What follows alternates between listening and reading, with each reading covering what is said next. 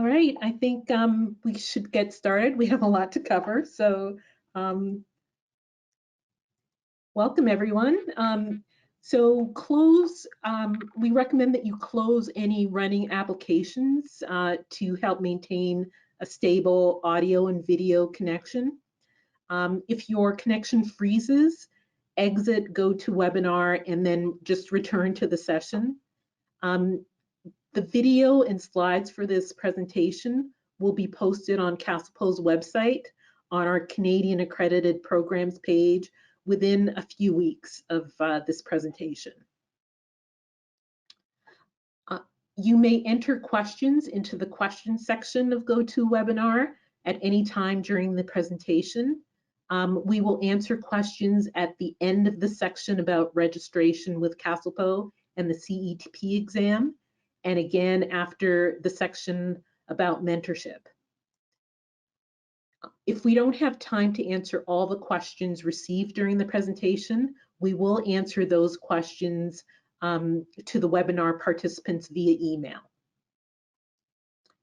The agenda will include a 5-minute bio break before we start the mentorship section of the presentation. We have also prepared a couple of handouts for you. So those can be found under the questions section in the menu to the right. So let me introduce the presenters for this evening. My name is Colleen Myrie. I'm the Director of Registration Services with CASLPO. Jessica? Yes, my name is Jessica Lafayette. I'm the Program Assistant for Registration Services at CASLPO. Tony? Hello, I'm Tony Vanderbilt. I'm the Administrative Coordinator for the CETP exams at SAC. And I'm Christiane Menard, and I'm the Manager of the exam, CETP exams. Wonderful. And offline, we also have some online support, and it's Aisha James. She's the Administrative Assistant for Registration Services and Conduct at CASLPO. So I guess if you want to, Christiane and Tony, you can close your webcams and I'll get started and just outline the presentation. The presentation will include 5 sections. We'll start with the importance of registration and licensure. Then we'll go into the importance of good character. We'll talk about becoming a CASLPO registrant, both the application and the registration process. Then we'll talk about the Canadian Entry to Practice exams for the professions of audiology and speech language pathology. And then we will talk about CASLPO's mentorship program. So to start, the importance of registration or licensure. And what is CASLPO? So the College of Audiologists and Speech Language Pathologists of Ontario is the regulatory body for audiologists and speech language pathologists in the province of Ontario. In Ontario, you have to be registered with CASLPO in order to legally practice audiology or speech language pathology. Before starting to work in these fields in Ontario, you must be registered with CASLPO. That means that you have to have a registration number with CASLPO. To ensure public safety, the college sets minimum requirements for individuals seeking to enter the professions of audiology and speech language pathology. And without regulations or registration, the public would be vulnerable to unsafe and incompetent healthcare providers. So by registering with the College of audiologists and speech language pathologists demonstrate that they have fulfilled a minimum set of qualifications necessary to practice in their fields. So regulation benefits the public because essential qualifications are identified. A decision is made as to whether or not an individual is qualified to practice, and the college has a process for responding to complaints and concerns from the public about the care that they receive. So registration or licensure with CASLPO provides an individual with the legal authority to use the professional titles such as audiologist, speech language pathologist, speech therapist, or any variation or abbreviation of those titles in Ontario. It also enables you to make representation to the public indicating their qualifications to practice audiology or speech language pathology in Ontario. So throughout our presentation, we have a few scenarios that we'd like to bring to you just to illustrate certain points about registration, licensure, or mentorship. So the first scenario, we have Mia, who has recently graduated from a speech language pathology master's program at University X and intends to pursue a career in Ontario. However, she has not yet registered with CASLPO, and in light of this, Mia creates a LinkedIn profile with the following information. So the LinkedIn profile says Mia Jones, speech language pathologist, pre-registered, Ottawa, Canada. Summary, I am a pre-registered speech language pathologist based in Ontario. I have excellent communication skills and pride myself on my ability to develop a rapport with clients and their families. Is the information on Mia's LinkedIn profile acceptable according to college regulations? We have a poll that we'd like you to respond to. You have A, which is yes, B is no, and C is maybe. Go ahead and answer the poll.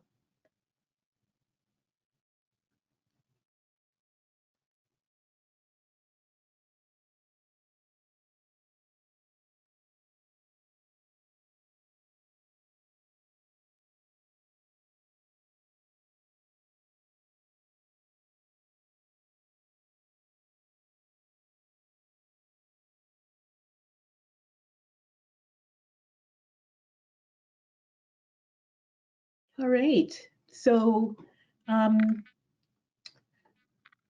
I guess the answer to that poll is no. According to the college regulations, Mia can't use the protected title, speech language pathologist, or any variations like pre-registered SLP. CASLPO takes title infringement very seriously. If the college finds that Mia has been using the protected title without being registered, her application will be sent to the college's registration committee, and which will look at her conduct and decide if she's fit to practice.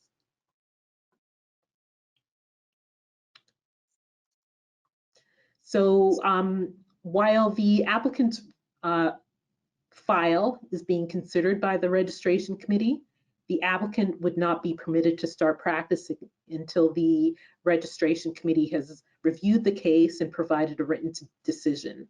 And this process could take between 4 to 6 months to complete. So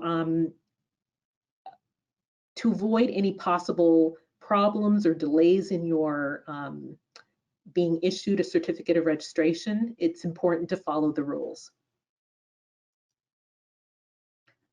So this gets us into the subject of the importance of good character. So what is good character? You can see from this image, it can be a lot of different things. But CASLPO has a specific section in our registration regulation, which we consider our good character clause. And in this clause, we say that the applicant's past and present conduct must afford reasonable grounds for the belief that the applicant does not have a physical or mental condition or disorder that would affect his or her ability to practice the profession in a safe manner, will practice the profession with decency, integrity, and honesty in accordance with the law, and will display an appropriate professional attitude. So to illustrate what we mean by good character, we have a scenario that comes from real life. It's actually a case that the College of Physiotherapists had. So the physiotherapy competency exam has two components. It has a written component and it also has a clinical exam component.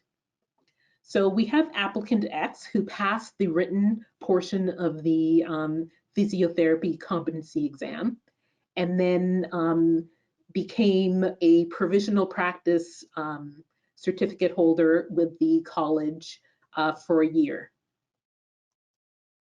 But applicant X failed the clinical exam and their provisional practice certificate expired. So after 2 unsuccessful attempts, the applicant X passed the clinical exam on their final try and applied for an independent practice certificate. However, a few months before passing the clinical exam, a patient told the college that applicant X had been holding themselves out as a registered physiotherapist, illegally providing patient care and claiming to be a physiotherapist. The applicant said that they informed the clinic owner, who was a registered physiotherapist, that they had failed the clinical exam, and the clinic owner then strongly encouraged them to continue working at the clinic as a physiotherapist assistant to gain clinical experience. This quickly escalated to applicant X conducting assessments independently, developing treatment plans and goals, and working without informing patients that they were in fact a physiotherapist assistant, which are all activities that that a physiotherapist assistant is legally not allowed to do. So the case was reviewed by the college's registration committee, and the applicant's conduct demonstrated a disregard for the law and principles of decency, integrity, and honesty that members of the profession are expected to uphold. So while the College of Physiotherapists did recognize the power imbalance that sometimes exists between employers and employees, the college concluded that it is always the responsibility of the registered physiotherapist to ensure that they are following the rules. So it's important to keep in mind that misconduct before registration may trigger an inquiry into the applicant's suitability to practice. Each application would be assessed by the registration committee on a case-by-case basis.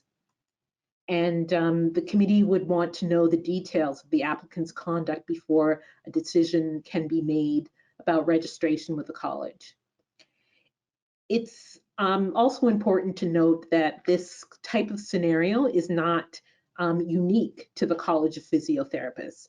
CASLPO has had to refer applicants to the registration committee for similar infractions.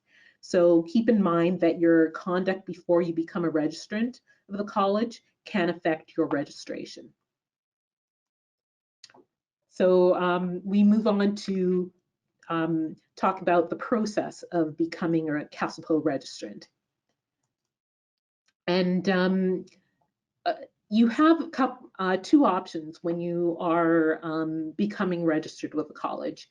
You can either complete your initial registration with CASLPO and take the CETP exam during your 6-month term of your initial practice period, or you can pass the CETP exam and then apply for registration with CASLPO. So where do you start? If you want to write the CETP exam before becoming registered with CASLPO, you would start the process with SAC and then come to CASLPO. However, if you wish to work before you have written the CETP exam, you should come to the college and contact us first. So when you start the registration process, CASLPO divides the process into two steps. One is called the application process and the other is the registration process. So to get started with the application process, the first thing you do is you go to our website. You would click on where it says applicants. Then you would look for where it says Canadian Accredited Programs and click there.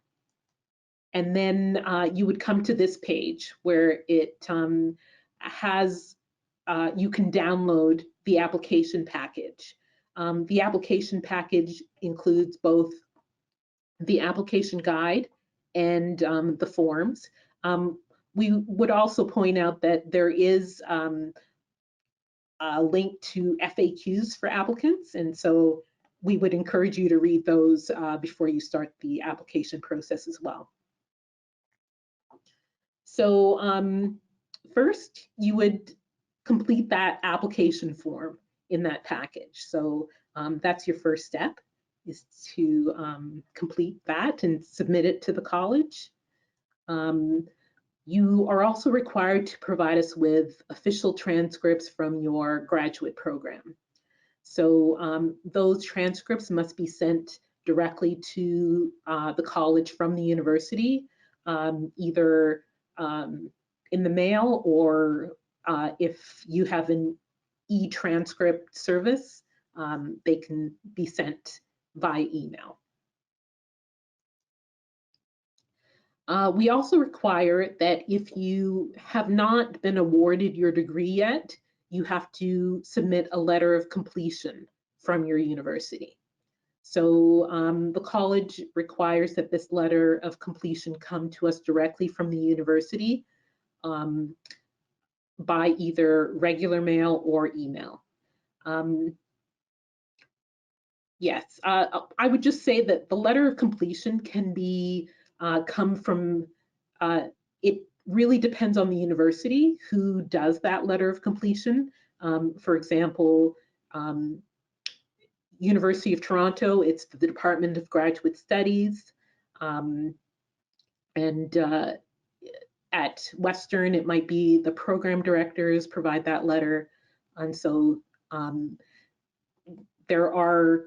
you should check with your program director to find out who provides that letter.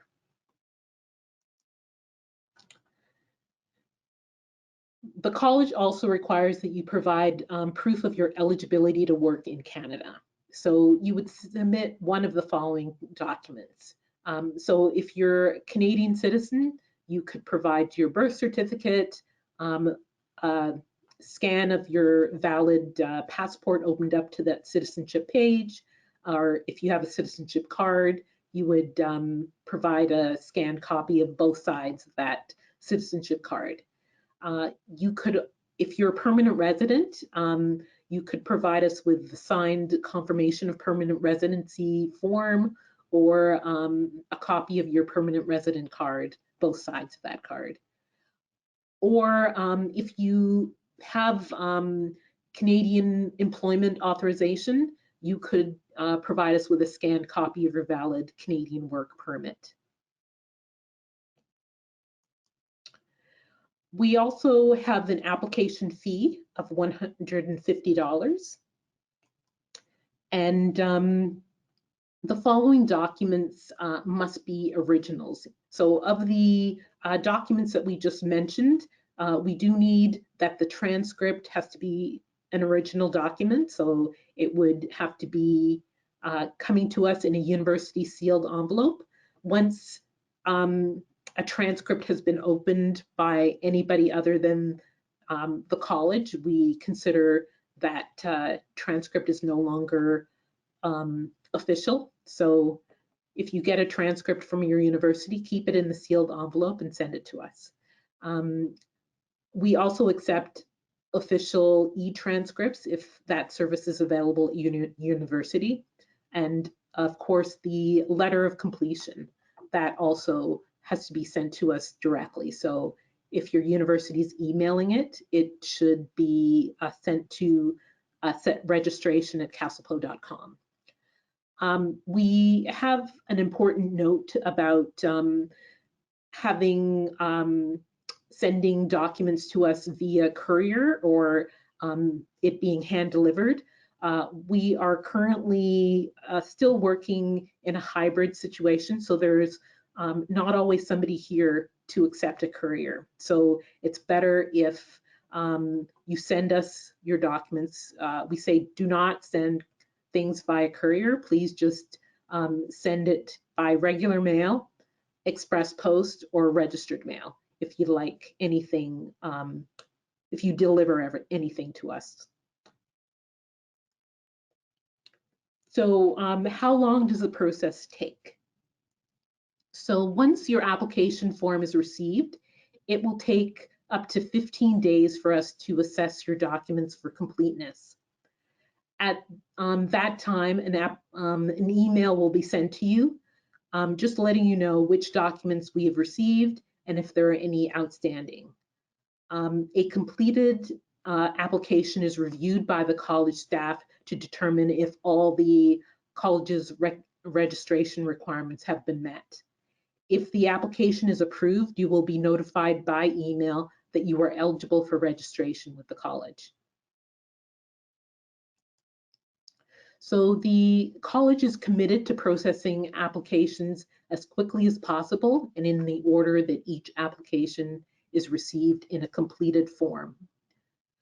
Please resist the temptation of calling the college to check the status of your application, as it slows our process down significantly, and we cannot change the order of applications. So we have another scenario.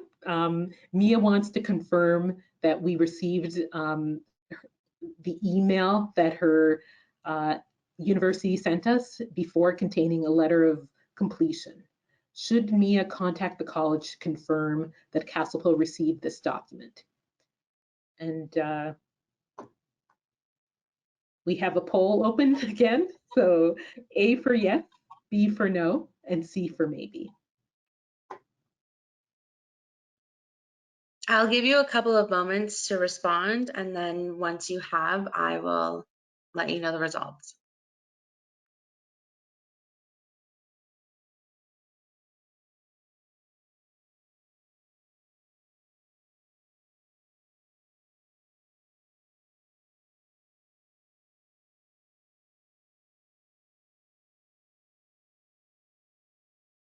Okay, 87% of you said no, 9% said yes, and 5% said maybe.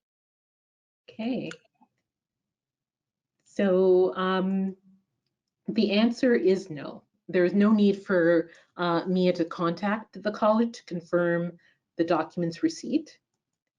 After Mia submits her application to the form to the college, she can expect to receive an email from the college within 15 days. This email will inform Mia about the documents the college has received and whether any documents are still outstanding. In the event that Mia receives an email indicating that the letter of completion is outstanding in the initial review of her application, the letter of completion and the letter of completion is received after the initial review, the college will inform Mia of our receipt of her letter of completion within 15 days of receiving the document. So we would just say, please plan ahead. We have published some timelines about our application process, and they're available on our website under application timelines and fees. And we encourage you to discuss CASLPO's timelines and registration process with your potential employers to avoid surprises and to plan accordingly. It is not possible for CASLPO to expedite any applications. So once you have completed the application process, you move on to the registration process.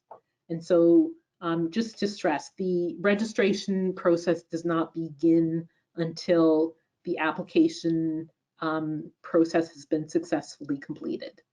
And once you have received that email saying that your application has been reviewed and you are now eligible for registration, you will receive an application or a registration form from CASLPO's program assistant.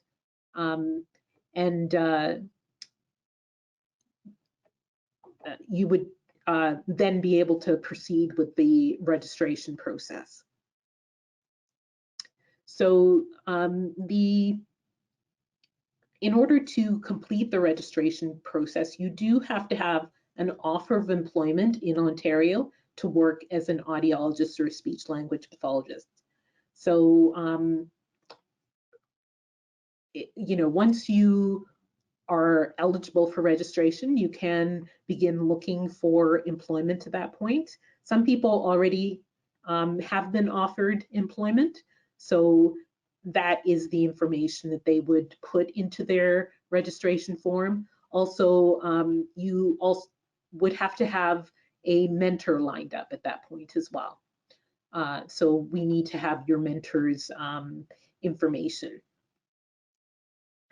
So we recommend that your registration form must be received by CASLPO at least 7 days ahead of your employment start date.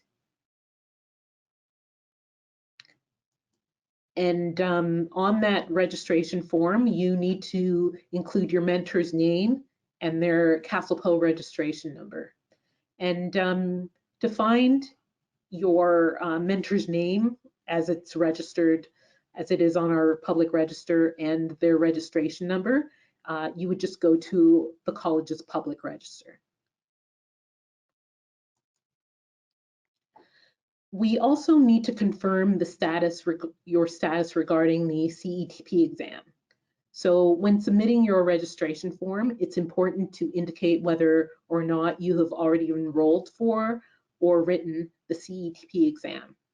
And if you have not, you must enroll for the next available exam session that will take place after you have obtained your initial certificate. So part of this confirming that you will take the next exam is you're required to sign what we call an undertaking, which is part of the registration form. If you've already taken the exam and have passed it, you don't have to sign the undertaking. This is just for people who are going to be taking the exam during their initial practice period. So the undertaking, it is a document where you agree that you will, in fact, take the CETP exam during your 6-month term of your initial certificate of registration, and that you will stop practicing within 30 business days if you fail the CETP exam while holding an initial certificate. If an individual has failed the exam, they may reapply for registration with CASLPO after they've passed the CETP exam, and depending on their situation, they would then continue their mentorship if they didn't complete it previously. So we also require on your registration form that you indicate your employment start date. And by employment start date, we are interested in the date that you expect to start working as either an audiologist or a speech language pathologist. If you don't know exactly what that date will be, you can just indicate that it will be pending completion of registration with CASLPO. And that's fine instead of putting a specific date if you don't have one. We also require that you put in your employment information. So that would be information related to your practice location. We ask you to provide your HR contact information, a name and an email address is what's required. And we also require you to provide us with your professional liability insurance coverage information. So Members of CASLPO are required to have professional liability insurance coverage, and the minimum amount that's required is $2 million per claim. And so you would need to ensure that your coverage meets that limit, and also or minimum requirement. And we also require that you provide us with the carrier name for the policy certificate number, and the expiration date of the policy. When you are completing your registration, there are a few fees that you have to pay, one being the registration fee of $50, and the other being a prorated annual fee payment. And so just CASLPO prorates quarterly, and so our registration period runs from October 1st to September 30th. So when you are becoming registered, it's likely that you will become registered in the final quarter of our registration period. Usually the months of August and September are in that final quarter, and so you'd be paying for one quarter. But your certificate does expire at the end of September. So it's the same September of that current year. And you would be expected to renew for October 1st for the coming registration period. So just keep that in mind. And the fees that you would pay, the prorated amounts, are available on our fee chart on our website. So the registration processing timeline, once we've received all of the required documents, it takes about 7 days to issue a certificate of registration. And we say 7 days, but we have had situations where, like the College of Physiotherapists, we've found that somebody has used the title improperly or held themselves out as qualified to practice before their certificate has been issued. So when those situations arise, it does put a hold on the whole application and registration process, and we would have to refer that person to the registration committee for consideration. So, we would just say the key point is that again, just follow the rules when it comes to not holding yourself or using the title before registration.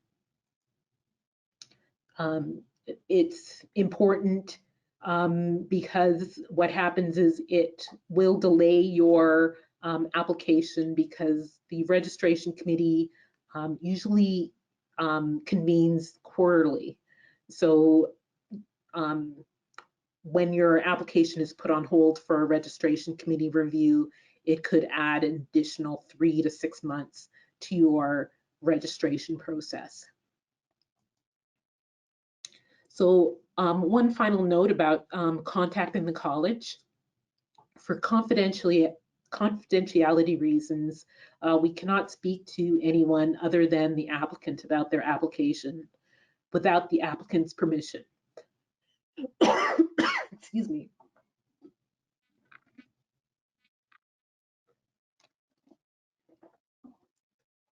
Okay, so therefore, the college cannot provide information about an application to a parent, a spouse, or an employer without the applicant's written permission. So we have another scenario. Mia has asked, can she start working as an audiologist or speech language pathologist once she applies to CASLPO? So again, we have an open poll for you. A is yes, B is no, and C is not sure.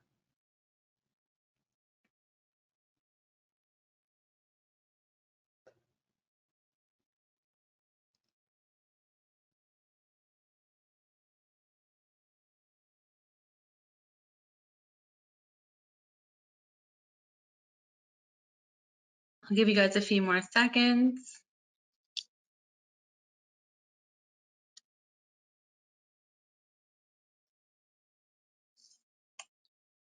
And great. So 85% of you voted no, 6% voted yes, and 9% wrote not sure. All right. So the people that said no are correct. This is a little bit of a nuanced question in that the individual cannot begin working as an audiologist or speech language pathologist until after they've been issued a certificate of registration by CASLPO. So simply submitting an application is not sufficient to begin working. You have to have received your CASLPO registration number. However, what we do say is Mia could start working as support personnel before her CASLPO certificate has been issued. So it's important to remember that Mia's role as a student in a clinical placement is not the same as the role of a support person. So if Mia wants to work as a support personnel before getting registered with CASLPO, it's important that she and her supervisor follow the guidance provided in CASLPO's position statements, use of support personnel. We have one for SLPs and one for audiologists. So if everything goes well, congratulations. You are now a registered member of the college. And once you are a registered member of the college, it's your responsibility to ensure that your certificate remains current. And so as I mentioned earlier, all certificates of registration expire on September 30th each year. So this means that all CASLPO registrants, including newly registered individuals, must renew their certificates for the upcoming registration period if they become registered before September 30th in the year. So the renewal must be completed on or before October 1st, or a 20% late fee will be added to the annual fee payment. So that brings us to the Canadian Entry to Practice exams for audiology and speech language pathology. And before I turn things over to SAC, I have a few little points that I'd like to make. I bring this slide back because, again, you have those two options of either completing your initial registration and then writing the exam during that 6-month period of your initial certificate, or you could pass the exam first and then apply for CASLPO registration. So if you want to write the exam first, we would say that you would start your the process with SAC and enroll for the SAC exam. And if you become an initial registrant, of course, our expectation is that you enroll for the next available exam that occurs during your 6-month initial practice period. We would also like to emphasize that the exam is only one component of the licensure process. And so neither passing the exam or enrolling for the exam does not in itself make you eligible to practice in the profession. You have to complete the other elements of the registration process, which would include verification that you've completed a master's degree program, and of course that good character piece. I would also say that the CETP exams for audiology and speech language pathology, it is a mandatory requirement for registration with CASLPO, except for applicants who currently hold full registration status in good standing in another regulated province in Canada, and have practiced for or within the 3-year period prior to applying for registration. So those two things, if they are true, that person can become registered in Ontario without having to become or write the CETP exam. So we will just say that if you are applying for registration in another province, registration is very similar from one province to the next, but there could be some differences. So we say that you should consult with the province that you wish to practice in before you apply for licensure. So we will hand things over to SAC, if you can just give us a minute.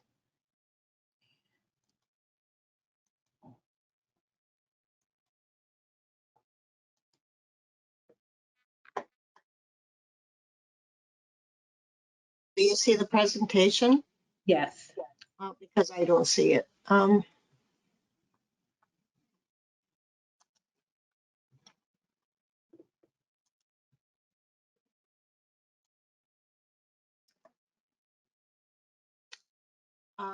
So you see it? Yes. Okay.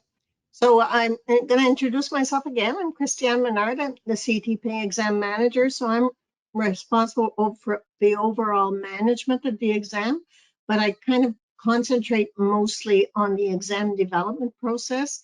Tony Vandermuth was hired a few months ago, and his main responsibility will be on the exam delivery. Wanted to share with you that the SAC has actually two very distinct roles. The first and the main one is that SAC is a National Professional Association. It's a voluntary organization and people join on a voluntary basis. The main role of the SAC is to advance the profession, to support the profession, develop and implement programs that will advance the profession. But we are also the national provider of entry to practice exam on behalf of the regulatory body. So we're here tonight not as a professional association, but as the national exam provider. So as Colleen has said, the eligibility to write the exam is determined by the regulatory bodies for both the Canadian educated and for the internationally educated exam candidates. For graduates of Canadian accredited programs, the regulatory body have agreed to an expedited or a facilitation to enroll in the exam. So applicants who want to practice in New Brunswick, Nova Scotia, Ontario, Saskatchewan, or BC, it's a fairly seamless process that you enroll into the exam. And we just need a confirmation from your education program, your program director, that you have completed both the academic and the clinical aspect of your program. And this kind of facilitation is only available for your first attempt. So if you fail, then you have to get the regulatory body to to confirm your eligibility to do the second attempt. Now in Newfoundland and Manitoba, they are still members of the Canadian Alliance of Audiology and Speech Pathology Regulators. And so they have adopted a conditional approval process. Their process they do an assessment of even for graduates from a Canadian accredited programs, and they do require some formal documents from your university. So if you plan to practice in Newfoundland or Manitoba, I would contact CASLPO. I would really encourage you to contact CASLPO. Now, as Colleen said, I need to reiterate the point that writing the exam does not mean that you get a free pass to get a license to practice or a registration by a regulatory body. it's really important to contact the regulatory body where you plan to practice to see what their entry to practice requirements. The terms and condition of licensing and registration varies from each province. So some provinces allow you to practice before the exam and have supervised practice after the exam if you haven't passed the exam, but it varies very much from one province to the next. And it's really important that you know exactly what the provincial regulatory body requires. I will pass this on to Tony to speak about exam enrollment. I'll take myself off mute. Thank you, Christiane, for that introduction.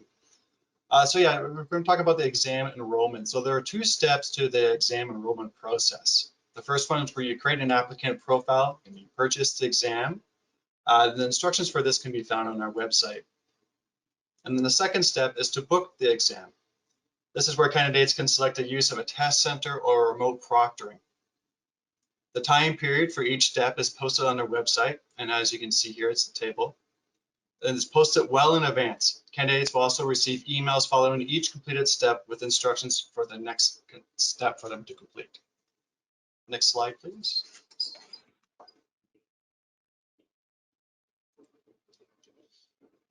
The exam is a total of 3 hours and 45 minutes, broken up into 2 sections.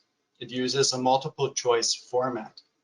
The exam is done online, as mentioned before, at either a test center or by remote proctoring. Candidates can opt for an English or French exam, and during the exam, you'll be able to toggle between the 2 languages. Next slide, please.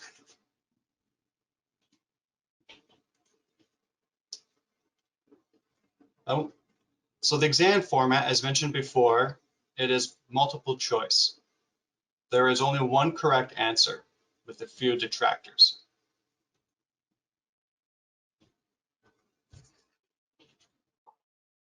Next slide, please.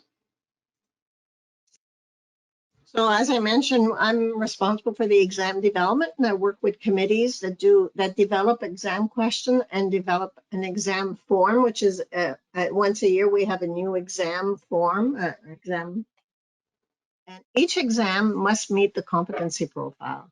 So I'm not sure if you know a lot about the competency profile, but if you do not, I would really encourage you to read it and to ask your educator to go over it in detail with you.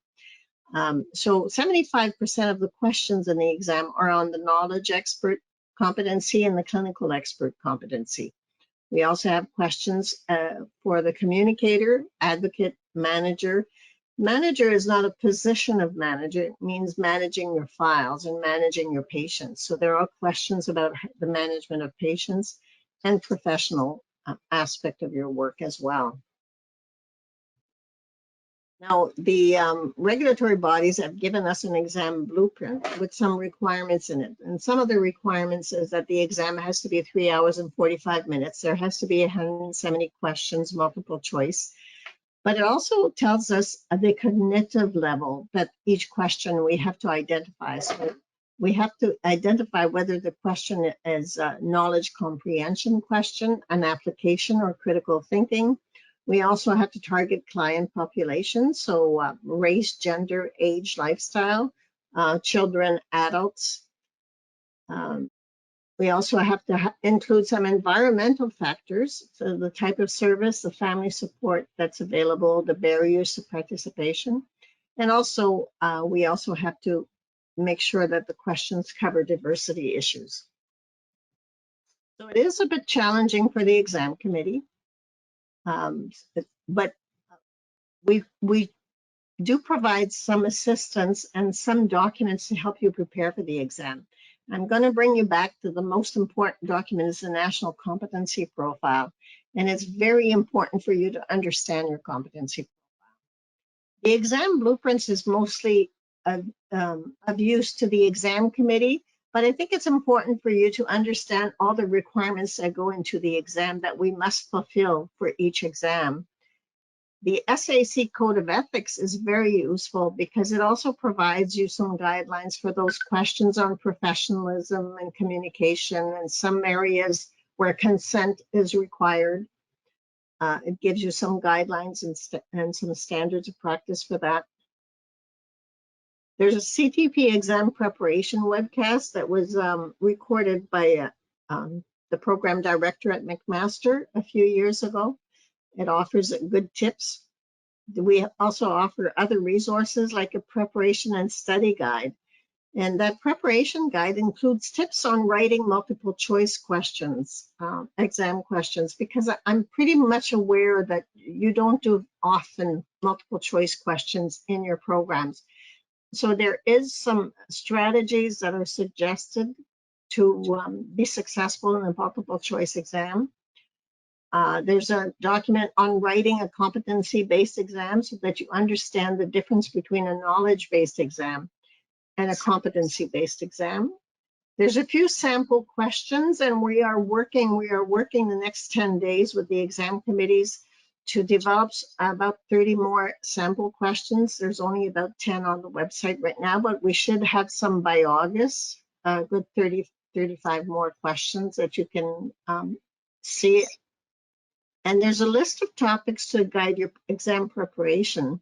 It's really the curriculum standards that are used for accreditation, but it gives the topics that will help you probably set up your study guide. And it's listed by competency area as well. So that would be helpful for you to know that.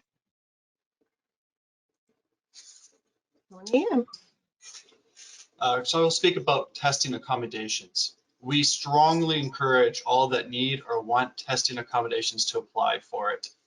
As long as you provide documentation and request reasonable accommodations, there is a good chance that you will have it granted.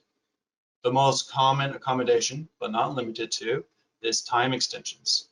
This is ideal for those that suffer from test anxiety.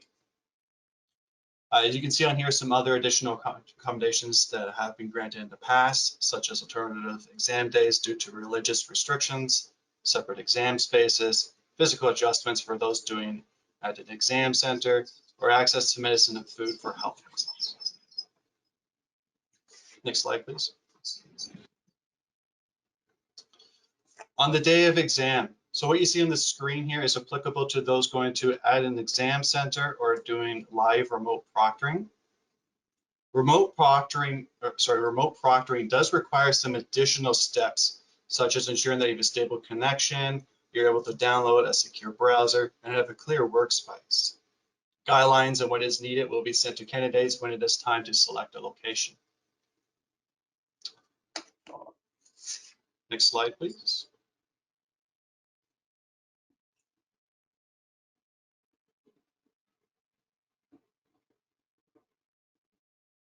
Christiane? Yeah, it's there. It's yours. Oh, sorry, my mistake. Okay. After the exam. So for obtaining the exam results, the regulator and the candidate receive the exam results at the same time. The regulator receives a pass-fail report, and the candidates can receive a full result via a downloadable link 4 to 6 weeks after the exam. Rescoring. Rescoring rarely changes the result, and there is an associated fee with every request. Appeals. Appeal is only for extenuating circumstances on the day of the exam. You must report an extenuating circumstance immediately following the exam. Details will be on the website, as well as an information packet sent to candidates. Next slide. And maybe I'll just add examples of an extenuating circumstance would be that you have a panic attack, or that you have a death in the family the day before and you're not quite yourself when you're doing the exam. So this will be taken into consideration if there's an appeal process. So I think it's important for you to report that extenuating circumstance. We'll have guidelines and a form on the website within the next week about that. Now, the thing that really is of most interest to most exam candidate is the scoring process, because it's hard to understand sometimes. We all know about the raw score. So if you do an exam of 100 questions and you get 80 right, your score will be 80%. But in entry to practice exam, and it's a standard for a psychometric standard, that we have to use scaled score. And the scaled score is the raw score that's been really converted through a mathematical and statistical transformation into a standardized scale. So for the CTP exam, the pass mark is 330 for each administration of the exam. And the scale goes from a 100 to 550. And the reason that exists is to allow to compare exam scores from one CTP exam administration to the next, and to have reliable and valid statistics on each exam and exam question. Do we have any questions on these? Yes, there's just a couple of questions that have come in. The first question is, can we reuse supporting documentation that was provided to our school accessibility services when registering for the CETP exam? If you're applying for a testing accommodation, you can use them as long as they're not more than 2 years old.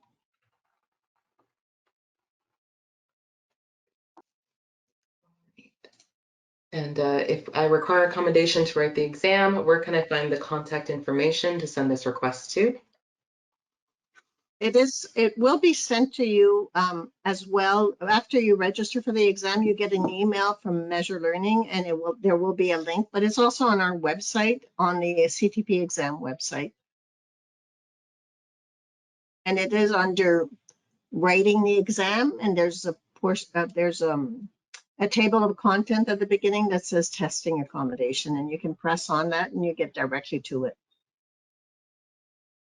Wonderful, thank you so much. There's one last question now.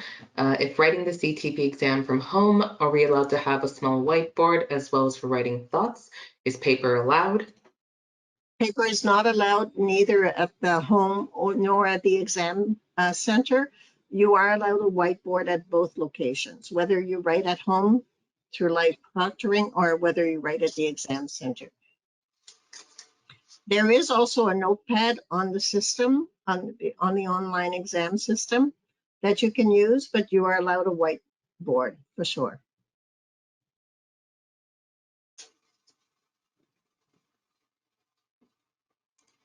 There don't appear to be any additional questions that have come in regarding the CETP exam. Are there any other registration questions, Aisha? Yes. Just a moment, there's quite a bit. Right, so the first question that I have here is, if I plan on taking the CETP exam first and then taking a gap year before entering the workforce, would there be any problems in completing the registration process? I would say no. The application process does have a specific timeline associated with it. So if you have submitted an application and then don't become registered, that application does expire within 2 years of you submitting that application. So you should keep that in mind if you've already submitted an application. But if you haven't and you are going to be starting the process when you return from your gap year, that's fine. You would just keep in mind the college's application timelines, and you know, if you wish to start working, you would just have to keep those timelines in mind for that. Thank you. Another question is, can I sign a letter of employment before my application has been reviewed, and am I eligible to register? You can, however, we would just say that you and your employer have to be aware that whichever arrangement is made, you're not considered a speech language pathologist or an audiologist until you are actually registered with the college. So sometimes, the contract is often conditional on you completing CASLPO's registration process, because you can't start employment as an audiologist or a speech language pathologist until you complete that registration process. Yeah, another question is, I see that when we apply for an initial certificate, we need to confirm professional liability insurance coverage. Where do we get that information? I will mention that SAC has professional liability insurance for their members. So if you obtain, if you're a member of SAC, you could get insurance from them. Or I think CAA also has insurance for their members. The other option is just to do a search online for insurance, and you'll get, there are lots of insurance packages available for healthcare providers. So that would just be, it's your responsibility to go through and determine what coverage best suits your needs. The only minimum criteria that the college has is that whatever coverage you get a minimum of $2 million per claim for professional liability. So yeah, it's easy as going to your to the internet and doing a search. Wonderful. And one last question. Once a student graduates, is the typical order of registration initial certificate of registration followed by 6 months of mentorship will then lead to obtaining the general certificate of registration? I guess the only element missing from that would be writing the CETP exam. So if you do the exam first before becoming registered, you would then do your 6-month initial practice period and then be eligible for general certificate once you successfully completed your mentorship. If you do the CETP exam during your initial practice period, you'd be responsible for passing the exam and passing your mentorship in order to get that general certificate. So that's now the typical order of things.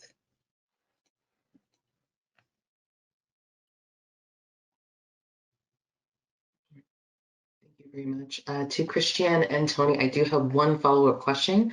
This is in regards to the supporting documentation.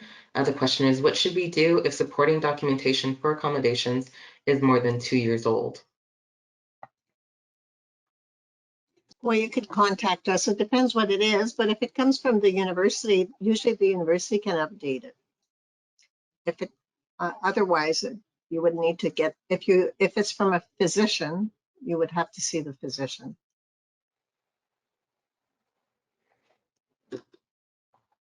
Wonderful. Thank you very much.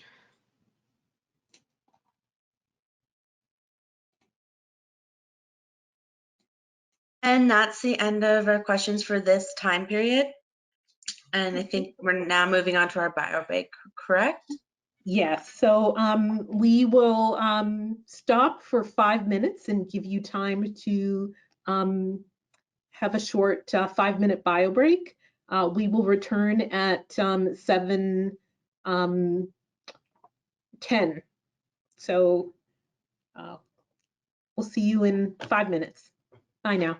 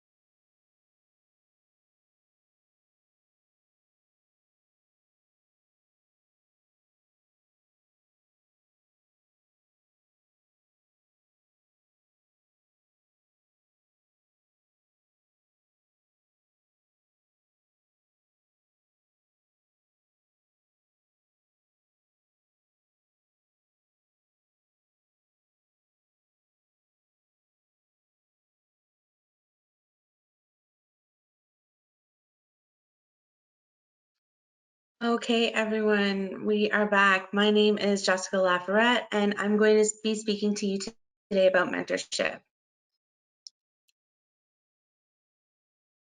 Why does CASLPO have mentorship? Well, mentorship is a condition of your initial certificate of registration. The process introduces you to CASLPO's quality assurance program through an online self-assessment tool and a process of practice evaluation. The purpose is to confirm your competency and ability to meet standards of practice. These are the basics of mentorship. Mentorship is a minimum of 6 months. It begins when you are registered to practice with CASLPO. Over the course of your mentorship, you must provide at least 500 hours of direct patient care. Your mentor must provide at least 48 hours of guidance. This can be direct or indirect guidance. This will be spread over time. Typically, mentees meet with their mentors 2 hours per week, 24 hours within the first 3 months before your midterm evaluation. Some direct observation from your mentor is mandatory. A typical question we get commonly is, how many direct observation hours are required? The college doesn't require a specific number of hours. This is at your mentor's and/or employer's discretion. The amount of direct observation should be based on your experience, skills, and confidence, the risk of harm associated with the clinical activities you will perform, and the practice environment and workplace expectations. Your mentor will decide how much direct observation is needed to confirm you meet practice standards. The mentorship guidelines has more information on guidance and observation. You will complete the mentorship self-assessment tool, the MSAT, over the course of the mentorship period. The MSAT includes self-assessment on the practice standards and uploading evidence to show you meet standards, the clinical reasoning tool at the midterm.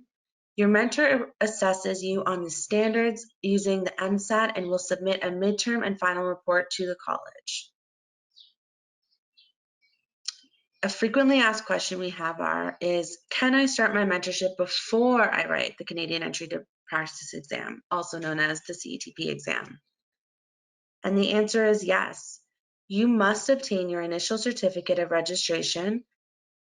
You must have received your registration number from CASLPO before you start your mentorship period and write the CETP exam during your 6-month mentorship period. If you begin your mentorship before you pass the CETP exam, you will be required to sign an undertaking to write the CETP exam during your mentorship period. If you don't pass, you must stop practicing and transfer your patients within 30 days. This means your mentorship will be interrupted. Your certificate of registration will expire. It will be reinstated once the college has confirmation that you have successfully passed the exam. Another question we receive is, how will I resume my mentorship after I pass the CETP exam? Well, a mentorship status form will be sent to you when the college learns you have failed the exam. When the college learns that you have passed the exam, staff will review your status form and MSAT and will contact you about your mentorship. You may be able to pick up where you left off, but it will depend on a few factors. For example, evidence of your progress before the interruption, if you remain with the same mentor and workplace. Decisions around how you resume mentorship are at the college's discretion. Mentorship versus supervision. During mentorship, you as an initial registrant are accountable for your clinical work and all your decisions. What does it mean to be accountable? It means you are a professional who is expected and required to explain your actions and decisions. What is professionalism? It's an attitude and personal philosophy, a desire to always improve and learn, knowing the limitations of your knowledge and scope of practice, leading rather than following, doing your best even when it's challenging, always putting your patients first, maintaining professional boundaries. But it's also a set of behaviors. An example, you want to be responsible, reliable, courteous, fair, honest, etc. And an example, when you are late arriving to work or running behind. A scenario that we come across that I want to share with you, sorry. Mia is an initial registrant SLP who works as an independent contractor. She is told by a senior colleague that consent for assessment doesn't need to be documented in the patient record. This is incorrect. Consent for assessment must be documented according to CASLPO standards and the Healthcare Consent Act. Regrettably, a complaint is filed to the college that involves Mia. During the investigation, patient records are reviewed, and it is confirmed that consent for assessment was not documented. Mia is asked to explain why she didn't document the consent, and her explanation is, I was told by a senior colleague that this was okay, so I trusted them and didn't question it. I didn't want to create tension between me and my employer, and I was new and I didn't realize this was wrong. Question. It's not going to be a poll question, but just think about it for yourselves. Do you think Mia's justification for her actions and decision is reasonable? The answer is no. It is important to ensure that you follow standards, even if it might upset an employer if we raise questions. What does it mean to be accountable? It means that you are a professional who is expected and required to explain your actions and decisions. Your mentor's role. Mentors are not supervisors. A mentor's role is to provide guidance and support to help you understand and apply practice standards, improve your competence, apply principles of sound clinical judgment, observe and discuss your practice with you in relation to the standards, assess if you meet the standards, and submit reports of your progress to the college, such as your midterm or your final evaluation during your MSAT. What are the practice standards? The minimum performance expectations of all SLPs and audiologists practicing in Ontario in every practice setting. Standards are outlined in the mentorship self-assessment. Standards are outlined in this mentorship self-assessment tool, also known as the MSAT. There are also area-specific standards, for example, dysphagia, standards for assessment, provision of hearing aid services by audiologists.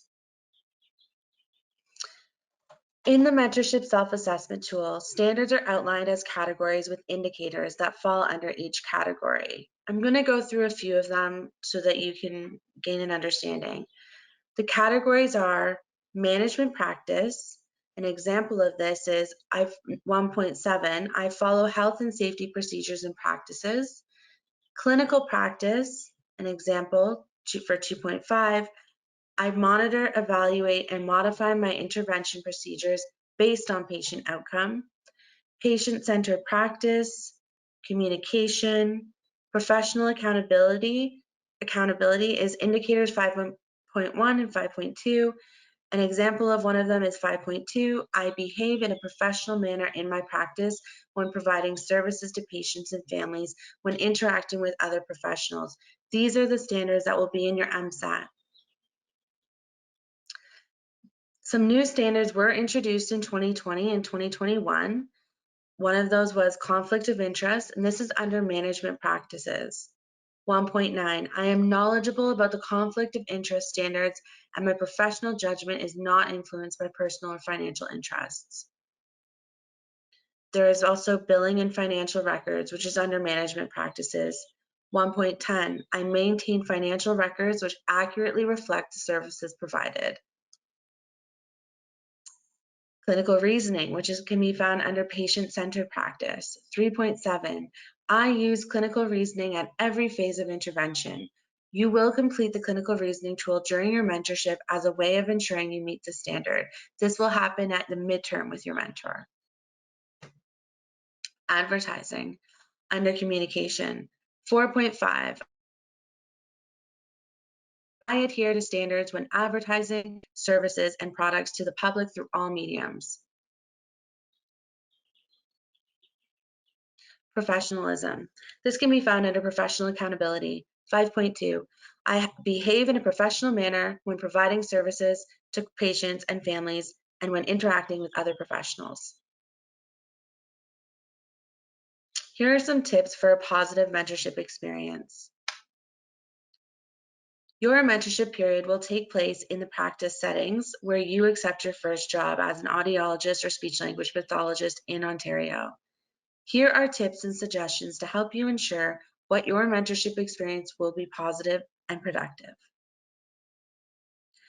First tip is, before you accept a job offer, take the time to gain an understanding of the workplace.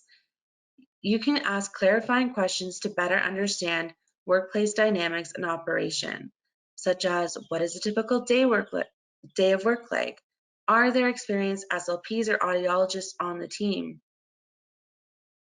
Have you provided mentorship before? What kind of support is available for a new employee and team member? What is the best way to communicate if I have questions? Are there particular expectations around selling products, working with support personnel, etc.?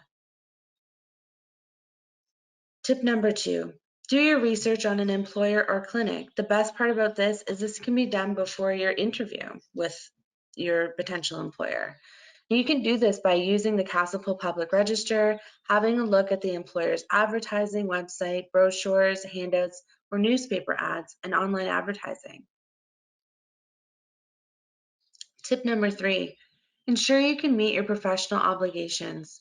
Some areas to consider are fees, accounts and billing, record keeping and privacy, working with support personnel, infection prevention and control, and advertising.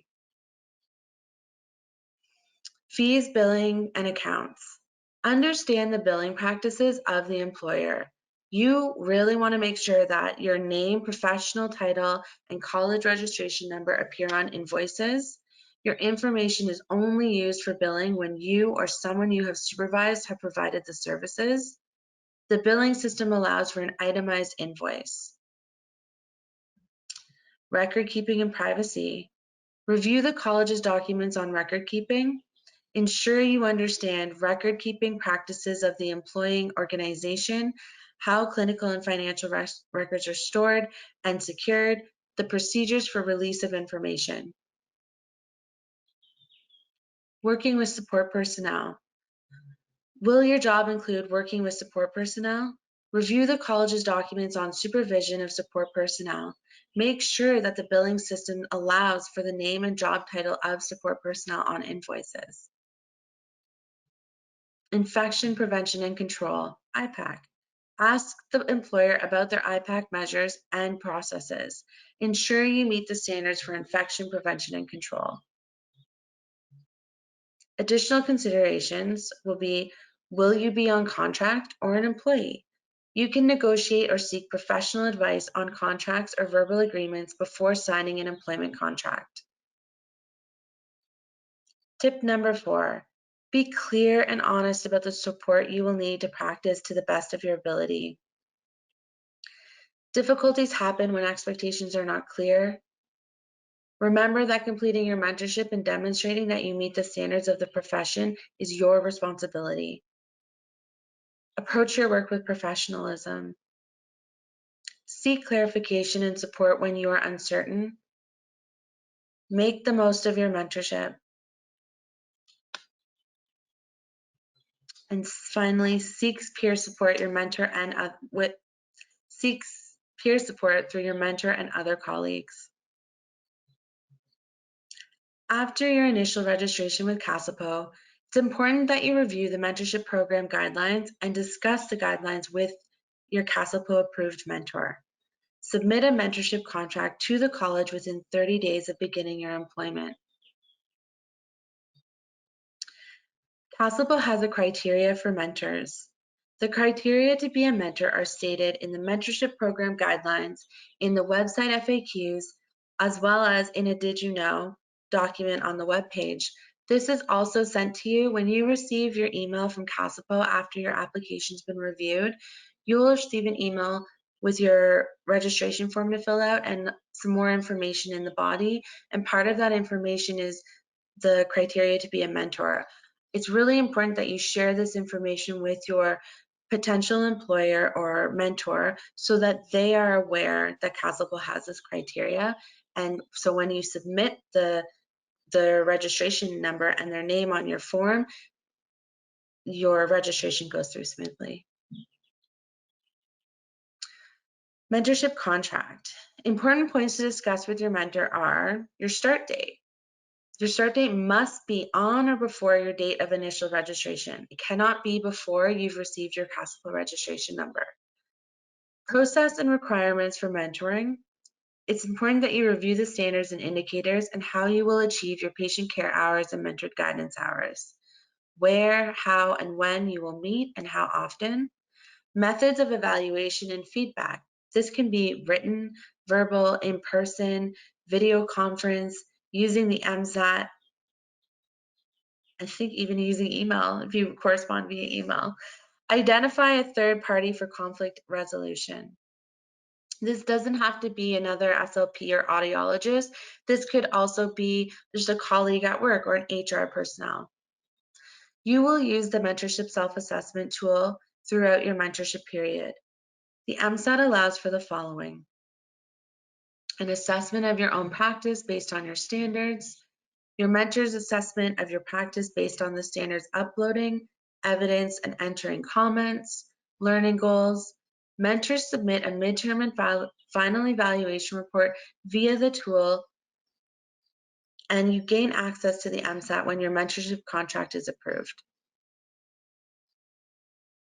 This is what the MSAT looks like. So when you log in as a mentee, you will have all of this right in front of you. At the top, you'll see mentee resources. These are where guidance documents can be found. Also, if you look below the chart, you can also find guidance documents there as well. In the mentee resources, sometimes you will need to request an extension to your mentorship. Maybe there was an illness or a vacation that you or your mentor took, and you'll just need a little bit more time to complete your mentorship. A mentee extension request form can be found under mentee resources. There's also this chart indicating timeline for completing each section.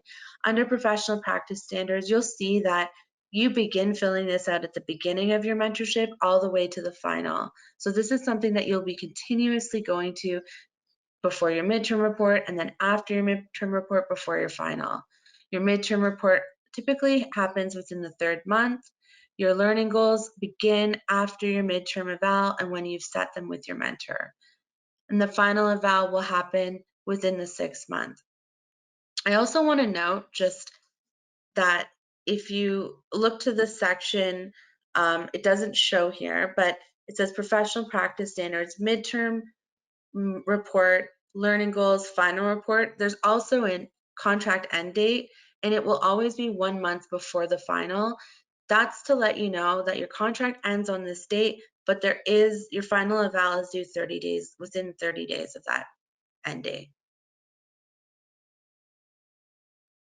Instructions are at the top of each MSAT section. I even find this helpful for myself when we do get questions from mentees or mentors, because if you go to the section that you're having issues with and you click need help with this section, click here, it opens up a document that takes you through step-by-step instructions and lets you know what you need to complete in order to move on to the next section. So this is really helpful for mentees when they're trying to submit their final report and they're like, oh, I can't get to it, but then you realize, oh, I haven't finished my professional practice standards and indicators. That's why. So it's really helpful, and always go there first, but if you're not able to figure it out from there, don't hesitate to email mentorship@caslpo.com. Professional practice standards and indicators. So this is looking at it through a mentee. So this is looking at it how you would see it. And right now, you see that they are looking at 1.2, the practice standards 1.2. I maintain records and accurately reflect the services provided. Below every practice standard will offer some examples of how you should be meeting the standard. For this one, it says the minimum requirements specified in the records regulation a system that records the date and purpose of each professional contact with a patient or client, whether in person, telephone, or electronic. A financial record where member bills the patient client directly or through a third party. So if once you read that and you're like, you know what, yeah, I'm meeting the standard, I can check all those off, you would write in that you would check off that you meet the standard, and then you would write your comments of how you're meeting the standard. And that is what you do. You can also upload any evidence that you have to show proof of meeting the standard. Again, with professional practice standards and indicators. So this is now, what will happen is you will write your comment, and then the mentor will go in, read your comment, and you've decided, let's say that you don't meet the standard for 3.1, I obtain and document consent for all intervention plans or courses of action. And the mentee has written, I don't know the different types of consent, or if I'm documenting consent properly, can we discuss this when we meet next? So this is a really great opportunity for you to communicate with your mentor using the MSAT. So the mentor has said, let's discuss this further, and then has offered you, before you meet next, a resource so that it can help you through and learn more about this standard. So even though it says needs work to meet the standard, this person is at the midterm report, so it's okay, and it's okay if you have to work on things to get to the final. Over the course of your mentorship, you will assess your own practice and reflect on how you are meeting practice standards in the MSAT. You will provide comments and evidence to demonstrate that you are meeting practice standards. As well, you will set 3 learning goals at midterm and work toward achieving them. This is something that you will also track in the MSAT. You'll discuss your self-assessment, evidence, and learning goals with your mentor periodically and at your midterm and final evaluation meetings. You will prepare 5 charts for your mentor to review at the midterm and final meetings. 5 will be due at the midterm, 5 will be due at the final. Over the course of your mentorship, your mentor will provide general guidance on professional practice, provide guidance on the standards and applying them. And at the midterm and final evaluation meetings, mentors will review all sections of your MSAT, including your self-assessment, including your assessment, evidence, comments, and learning goals. They will review 5 patient records for compliance with record-keeping standards. Assess and confirm that you are meeting practice standards that are indicated in the MSAT. And finally, you'll submit a midterm and final report to the college by the due date. And not finally, they will recommend you for general certificate of registration based on the mentorship period. This is done in the final portion of the MSAT. What happens after the mentorship period is completed? A general certificate will be issued to you when you have successfully completed your mentorship, successfully completed the CETP exam, and if applicable, fulfilled any outstanding orders issued by any committee. The conditions of general registration are: to maintain your general CASLPO registration, you must provide 750 hours of patient care or related work in audiology or speech-language pathology. This happens during every 3-year period, and that period begins on the day that you are issued your general certificate. To maintain your general CASLPO registration, you must meet the requirements of the Quality Assurance Program. You will do this by completing an annual self-assessment tool, also called the SAT. Learning goals for your practice, 3 are required annually. Continuous learning activity credits, which are called CLACs. Possible selection for peer assessment. And the good thing is this is all very similar to the mentorship program, so you'll be prepared. Questions? All right.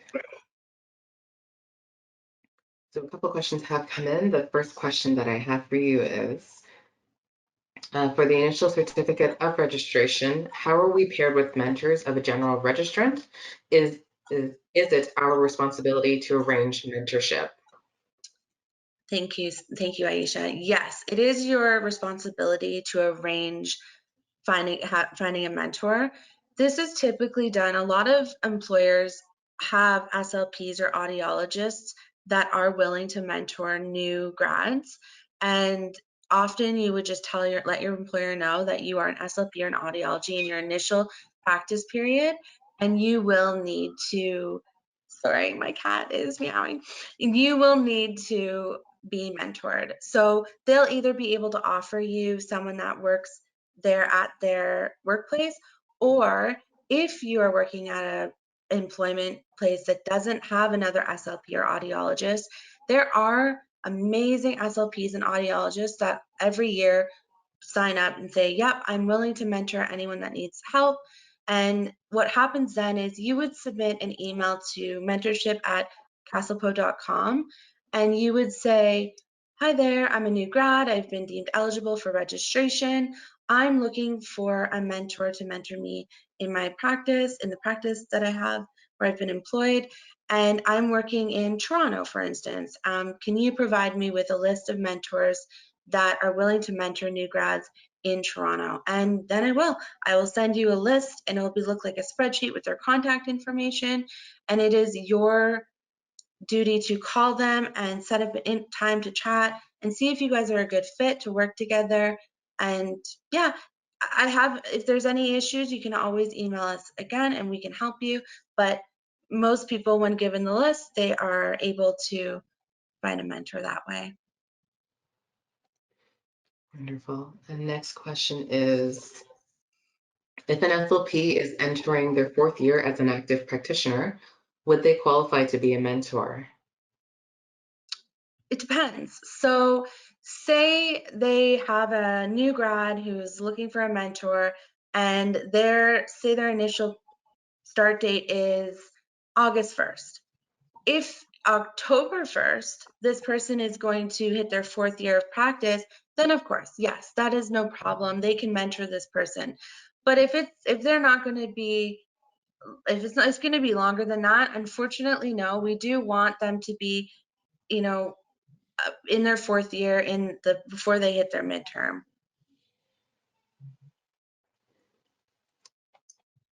Perfect. And the next question I have, it is a bit of a long one. What if we cannot obtain 500 direct hours during the mentorship? 2 examples are working in private practice with frequent cancellations or working part-time.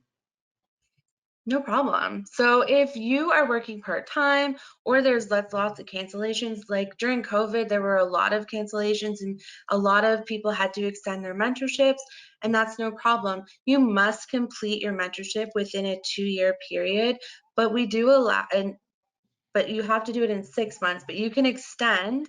So what you would do is you would submit a mentorship extension request form, which can be found in the MSAT under Mentee Resources. And you would just complete that form and you would send it off to mentorship@CASLPO.com. And a lot of people work part-time, and yeah, unfortunately, sometimes they're not able to meet say like they don't have 250 hours at the midterm, and so they'll contact us and they'll say, I only have 150 hours. I'm hoping to get 100 hours in this time. Can I extend by X number of weeks or a couple months? And yeah, that's a very reasonable request. Some people find that they have to extend to their final, and again, it's a reasonable request. If you are having cancellations, or say there's an illness or there's vacation, it happens, and we want to accommodate that. So we do allow for extensions. Is there anything you want to add to that, Colleen? I guess I would just say that the extensions are allocated in a 3-month kind of, no more than 3 months. So for, That's true. as Jessica was saying,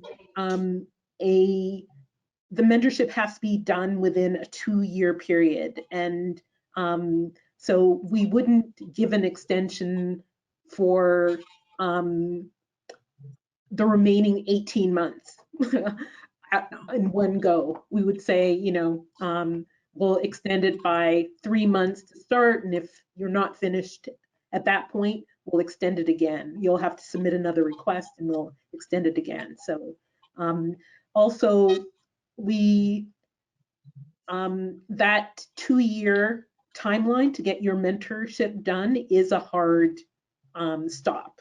So if you haven't completed your mentorship within 2 years, your certificate does expire and you do have to reapply for registration. So just keep that in mind too. It must be done, your initial practice period, within 2 years. So if you are working part-time, if you can get maybe another position that allows you to do more hours, if you're really on the lower end of the number of hours that you're doing, that's probably a solution to at least get you to 500 hours within a 2-year period. Mm-hmm. Thank you, Colleen. Wonderful. The next question that I have here is, what if you're working in a private and public sector? Can you count your private hours as well as your public hours if your mentor is a coworker only in the public sector? Yes, we don't. So how it will work is you will have a mentor in your primary location. So say your mentor is in your primary location and you're working in the public sector, but you have secondary employment and you work for a private company a couple days a week. You would have to let your mentor know that you have this other place of employment and you would need to track your hours. I believe there's a form, again, in the Mentee resources called patient tracking hours. I'm almost positive. So if not, email me and I will send it to you. But it's a good way to track your hours in a secondary employment so that you can share with your mentor. Your mentor also might want to have someone that they can contact that works at that private sector so they can communicate and just see how you're doing maybe, or just if they have any questions.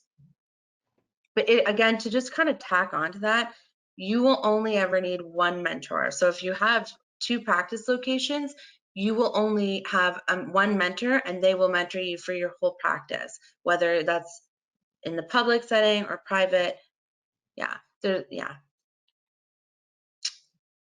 Thank you, Jessica. Thanks. All right. I do have a couple of registration questions. The first one is, just a second here. If we cannot hold the title of SLP until we receive an initial certificate, does that mean for our first job, while waiting for the application to be processed, we will be practicing without that title? I guess you cannot practice at all if you do not have registration with the college. So it's not that you're practicing without a title, you're not practicing, period. If you practice audiology or speech language pathology before you're registered, that is against the law. Therefore, what you would do in between when you're, I guess, before you're actually issued registration with the college is the option would be to work as support personnel. So you're able to work as support personnel for that period if you choose to. And then once your registration is issued, then you can start practicing. Thank you, Colleen. This question relates to the mentorship.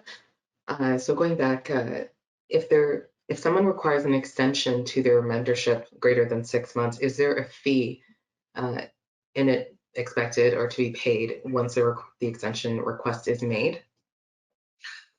So just to say that again, so someone after the 6-month period, is there a fee? No, there's no fee to extend your mentorship. So say you are coming to the end of your mentorship and it's hitting the 6-month part, and you just don't have the hours and you need more patient care, you just have to submit a mentorship extension request form, and we'll just extend your mentorship for you.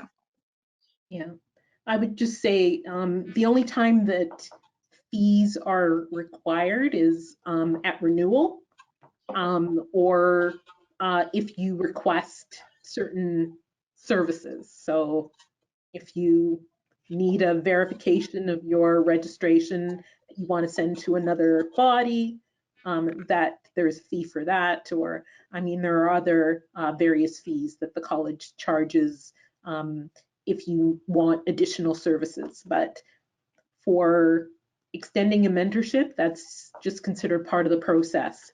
It happens a lot, so there's no fee attached to that. Thank you both. Next question that I have is, could a mentor be non-practicing, as in they are on maternity leave, but they are still willing to mentor? Is that possible? No, a mentor has to be a general registrant of CASLPO. So even though they're non-practicing they're on mat leave and have changed their certificate to non-practicing, because they're not a general registrant, they cannot act as a mentor. So no, it would have to be a general registrant. Yeah, if that person decides to maintain their general certificate while they are on mat leave, then they could mentor. But they, with maintaining your general certificate, there are all these obligations with that. So, that person is maintaining their SAT, they're doing CLACs, they're doing all these things to be a current member. Therefore, they can be a mentor. With a non-practicing person, they're not required to participate with the quality assurance program. They're not required to have professional liability insurance. So there are a number of reasons why a non-practicing person would not be a suitable mentor. Thank you. Next question I have is, can I drop my application off in person at CASLPO's office? As I was saying, we're in a hybrid situation. So there's probably not going to be anybody at the office to accept your application. So it is better to send it in the mail, because then it's directed to the right person immediately upon receipt, and it goes into the process much more smoothly. If it's sitting here underneath the door, it could be days before anybody comes to the office and actually sees it. So we strongly, advise people not to bring their applications in person. I would also just add to that, I think the best way of submitting your application would be electronically. If you just scan the application form and your proof of eligibility to work, we get it right away and we see it, and you sent it and you have a copy that you sent it. It's just, to me, I think that's the best way. If you're not able to, of course, use regular mail, express post, registered mail, but electronically is always, I think it's the best. And especially with a lot of these Canadian universities now, they are also sending transcripts electronically, which is amazing because we receive them way sooner.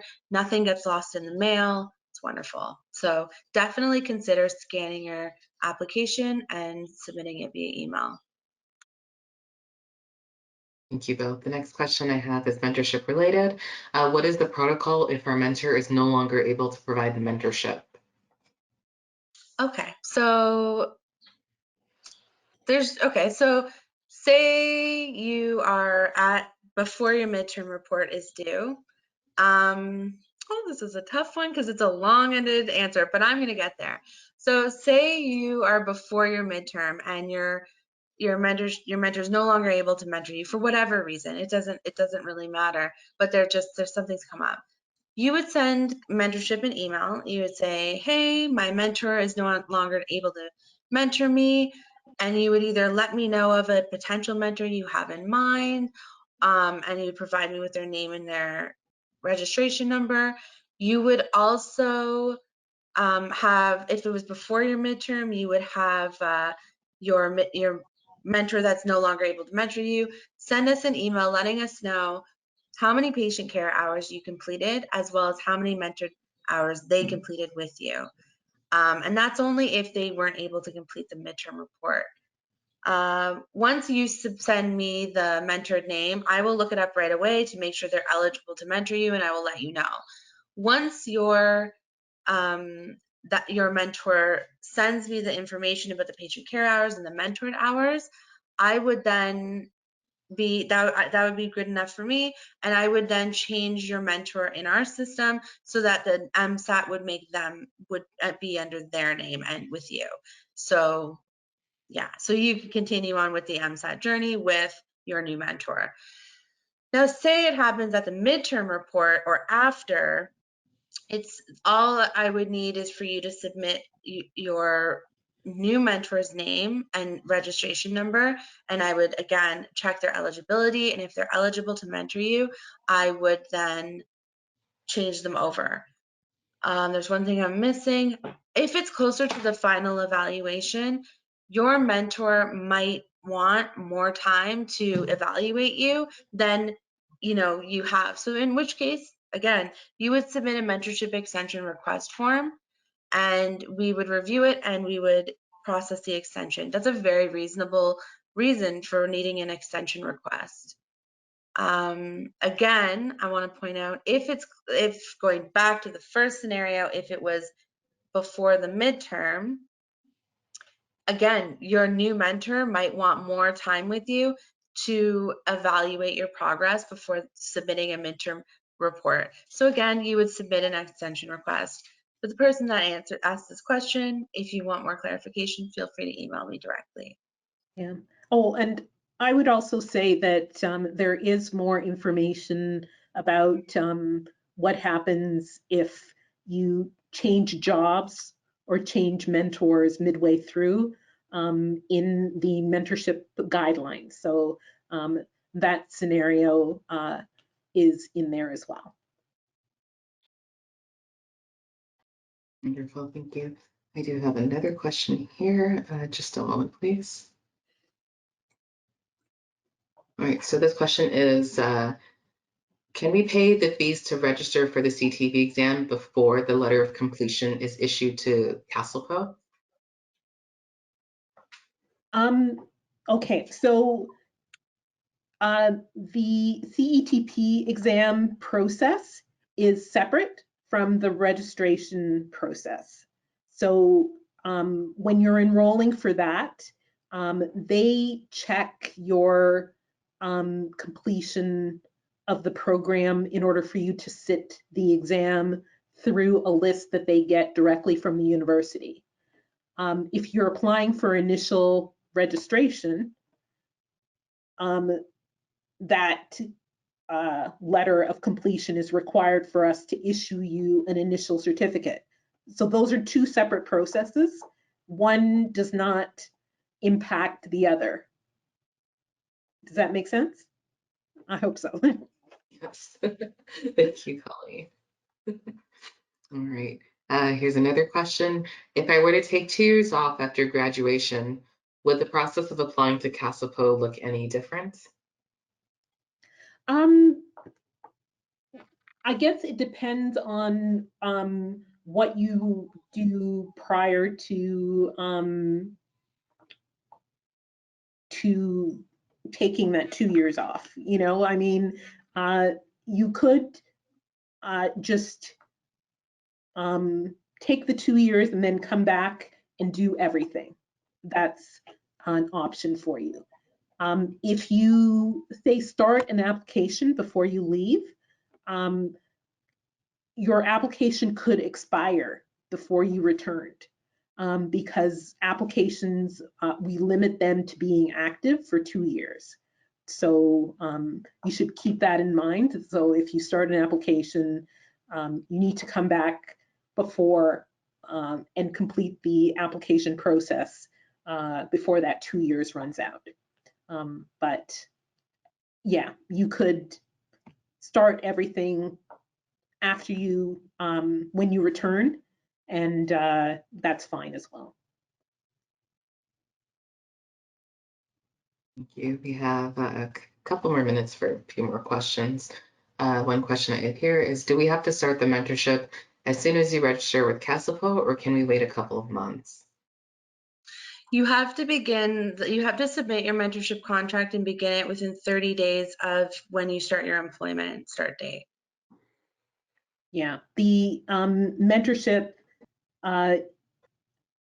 getting even your initial certificate, you have to identify that mentor right away. We want you to start being mentored as part of your, being mentored is a condition of maintaining an initial certificate. So you can't hold an initial certificate without being mentored. In fact, if you are not being mentored and holding an initial certificate, that could be grounds for suspending you. So it's part of holding your certificate, you must be mentored. Thank you, Colleen. And another question here. Does a CDA count as a support personnel? Yes, they would.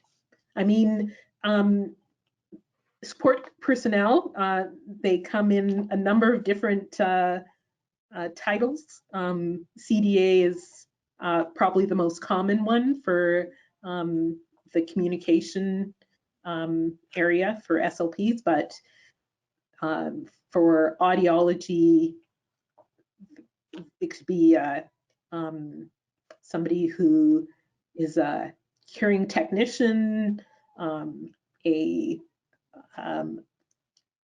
hearing instrument specialist could also act as a supportive personnel. So it varies. That who is support personnel, and the only limit on who acts as support personnel is it is an unregulated role.